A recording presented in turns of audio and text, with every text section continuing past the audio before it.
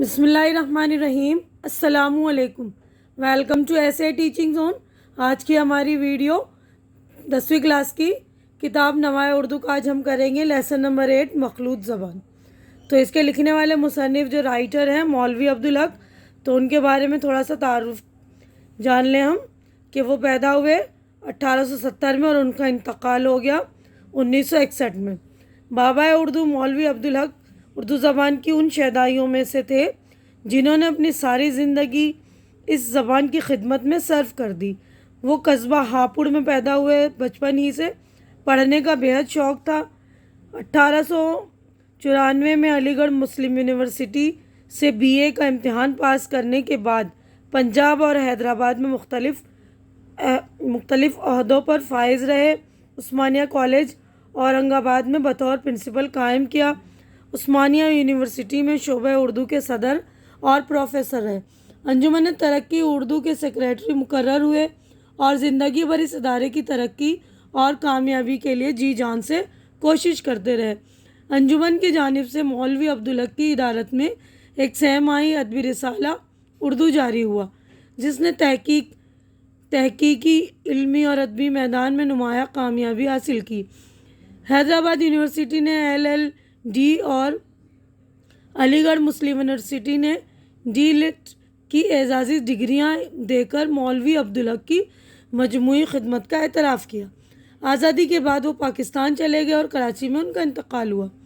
مولوی عبدالحق ایک محقق، سوانح نگار، زبان دان، لغت نویس، ماہر قواعد اور صاحب طرز انشاء پرداز تھے۔ ان کی تحریروں میں حالی کا سب سے زیادہ اثر ہے۔ بول چال کی سادہ زبان میں پرخلوص جذبات کا بے لاگ اظہار کرتے ہیں، ہر بات خوب سوچ سمجھ کر لکھتے ہیں۔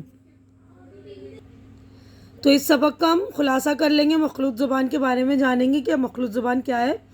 مولوی عبدالحق نے اس مضمون میں اردو زبان کی بنیادی خصوصیات پر روشنی ڈالتے ہوئے کہا ہے کہ عام طور پر اردو پر ایک اعتراض یہ کیا جاتا ہے کہ وہ مخلوط زبان ہے، یعنی ایسی زبان جو خالص نہیں بلکہ اس میں کئی زبانوں کے الفاظ کی آمیزش ہے۔ دنیا میں کوئی زبان خالص نہیں۔ مسلمان جب ہندوستان آئے تو ان میں بیشتر فارسی بولتے تھے۔ عربی اور ترکی زبان کے بولنے والے بھی ہندوستان میں آ کر بسے۔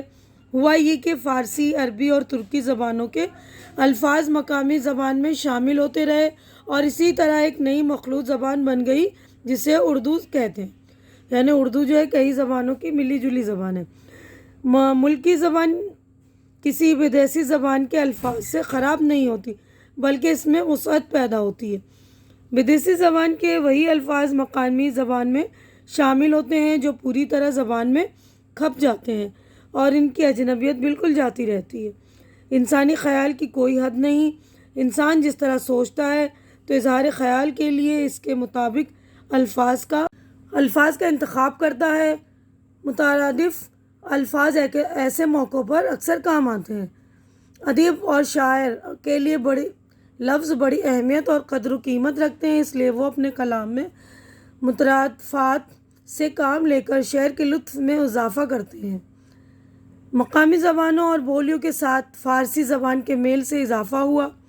عوام کی زبان یعنی کھڑی بولی جس پر اردو کی بنیاد اگر فارسی عنصر شریک نہ ہوتا تو وہ کبھی علم و ادب کی زبان نہ بنتی۔ اردو میں ہندی اور فارسی لفظ مل جل کر شیر و شکر ہو گئے ہیں اور عام بول چال، محاوروں اور کہاوتوں میں بے تکلف آ گئے ہیں۔ اس طرح اردو ایک خوش رنگ اور ہرا بھرا گلدستہ ہے جس میں رنگ برنگ کے خوبصورت پھول اور نازک پتیاں بھی ہیں۔ مضمون کے آخر میں عبدالحق سر تیج بہادر سپرو کا قول نقل کرتے ہیں کہ اردو تنہا وسیلہ ہے جس سے ہندو اور مسلمان ایک دوسرے کی تہذیب کو سمجھ سکتے ہیں۔ یہی وہ ذریعہ ہے جس سے ہندو مسلمان میں اتحاد پیدا کیا جا سکتا ہے۔ ہمارے خیال میں اس سے بڑھ کر کوئی غلطی نہیں ہو سکتی کہ اس زبان کو مٹانے اور اس سے رشتے کو توڑنے کی کوشش کی جائے۔ تو یہاں پر ہمارا خلاصہ مکمل ہو گیا۔ اب ہم الفاظ معنی کی طرف بڑھیں گے۔ تو دیکھیے یہ مشکل الفاظ ہے، اس کے معنی ہیں، یہ دیکھیے الفاظ اور یہ میننگ ہے اس کے۔ تو پہلا لفظ ہے مخلوط۔ ملا جلا یعنی ملی جلی، معینہ بالکل وہی ویسے ہی، صرف و نحو لفظ اور جملے کے قواعد، اسماء اسم کی جمع نام، قالب جسم پیکر، لطافت جو لطف ہونے کا احساس پیدا کرے، تھا گہرائی، لطیف جو لطف دے سکے، قاصر بے بس مجبور، مقدس پاک بلا تعمل بلا جھجک، ہاتھ نہ لگانا، مدد نہ کرنا، ساتھ نہ دینا، صفات صف کی جمع خصوصیات، وسعت پھیلاؤ، برمحل بروقت مناسب موقع، پر وقت پر، تنوع رنگا رنگی، مفہوم معنی مطلب، بے بہا بہت قیمتی انمول،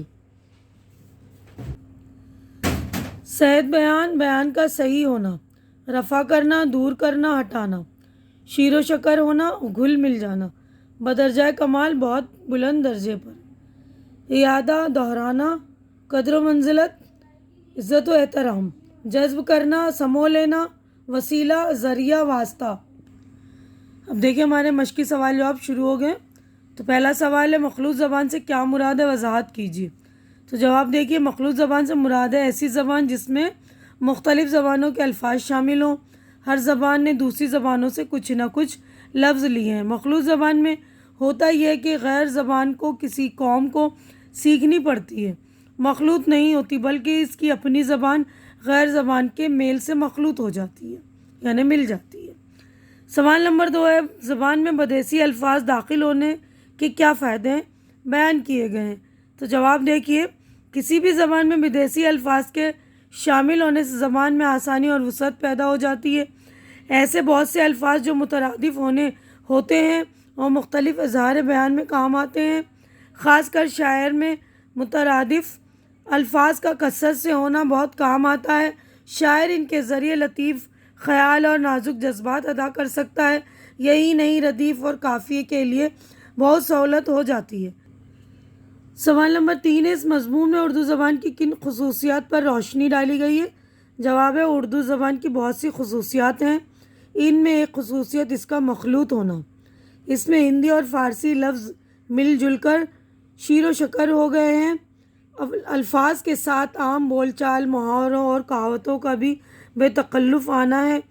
مخلوط زبان میں ایک آسان مرکب الفاظ بنانے کی بھی اردو کی ایک بڑی خصوصیت یہ ہے کہ ہندو اور مسلمان دونوں نے اپنی اپنی زبانوں میں قدر بیونت کی اپنی مخصوص خصوصیات ترک کی، اور اس قربانی کے بعد جو زبان بنی وہ ہندوستان کے مشترک اور عام زبان ہونے کا درجہ حاصل کر چکی ہے۔